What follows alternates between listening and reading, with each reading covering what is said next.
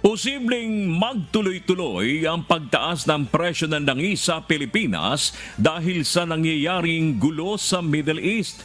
Kaugnay nito iminungkahi ng ilang senador sa Department of Energy na dapat bantayan ng mga oil company, partikular na sa paggalaw nila ng mga presyo. May humahataw na balita si Jed Neresina. Ilang linggong magkakasunod ng tumataas ang presyo ng langis ngayong 2026. Ito na ang ika-10 price hike sa diesel at kerosene at ika-8 naman sa gasolina.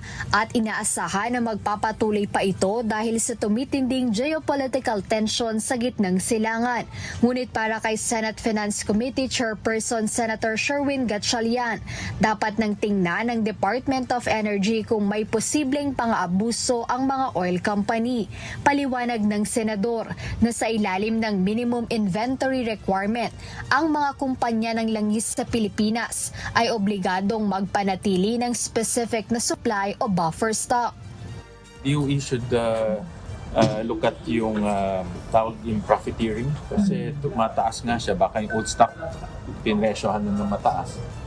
That's profiteering. So wag nilang gawin yun. So DOE should compute that. Magkano ba yung presyo ng old stock? They can review the shipments because every shipment binireport niya sa DOE. Pati ang hindi lang nire-report nila doon yung presyo. Pero makikita mo naman yung timing ng pagpasok. Kaugnay nito, base sa pagkakaalam ni Senate President Vicente Tito Sotto III, ay may sapat pang reserba ng supply ng produktong petrolyo ang Pilipinas. Kaya hindi dapat hinahayaan ng pamahalaan na manamantala ang mga negosyante lalo sa panahong patuloy ang tensyon sa Middle East.